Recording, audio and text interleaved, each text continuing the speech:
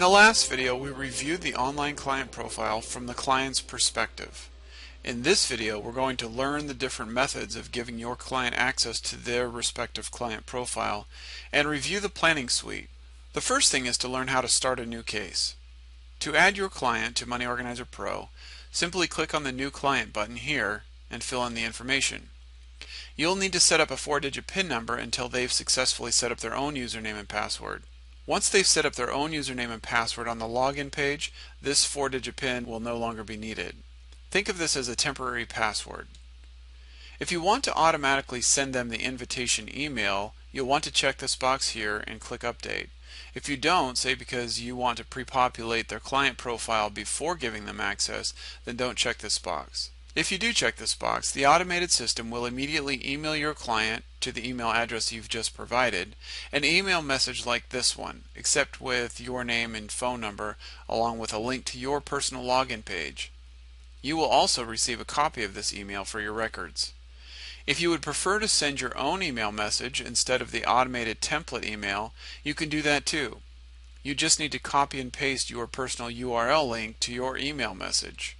You can find the link here on the Advisor console in the Get Generic Profile URL button. This link is unique to you and, again, will take users to your personal login page. But what if you've pre-populated a client profile and now want to give your clients access?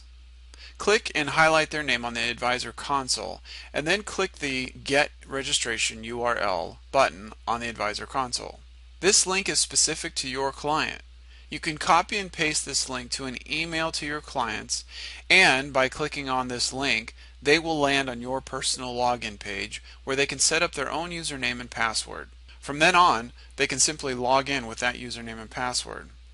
Now, if you just want to unlock a client profile to give the client access, but they've already set up their username and password, click this icon right here to publish client profile and open access for your client. When you click on the icon, you'll see a window appear giving you the option to send the client the automatic invitation email.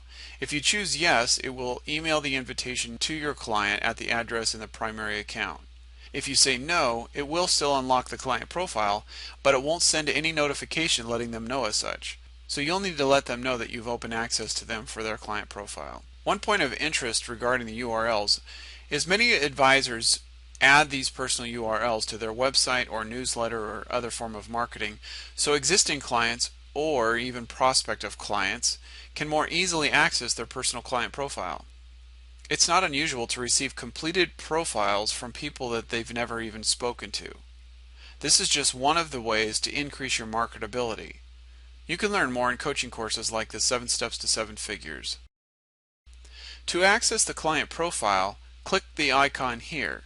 By hovering over the icon, you can see it says View the Money Organizer Plan for this client. The first time you click this icon for a client, you may get a notification letting you know that the client will be locked out of the account. This is to protect your work. You wouldn't want the client also accessing the client profile, making changes to the data while you're trying to prepare a plan for them. You can give them access again by clicking this icon. By clicking the icon to view the Money Organizer Plan, we are now entering the planning suite. Although you're looking at the client profile, which also has 9 steps, it may seem like the exact same view as your clients have, but there are some very important differences. Some of these differences are: recommended columns are added to the assets, liabilities, and budget steps where you can make recommended changes to their expenses, which we'll cover more in this video series. There's a stress-free budget tab on the advisor side, but not on the client side. It not only gives a guide for how much money a client should be spending in each category, but it also shows how much the client is currently spending, so you can quickly identify areas of overspending. It then gives you the ability to make recommended adjustments to their spending in order to better reach their goals. There's much more going on here than I'll cover in this tutorial, but let me say that this is one of the most important tools in the entire software for helping clients reach their wealth potential by helping them maximize their cash flow. It exposes weaknesses in the client's spending and gives you the opportunity to help clients get more organized with their spending, which was the original point of Money Organizer Pro, since most wealth is lost in the way people manage or actually mismanage their money.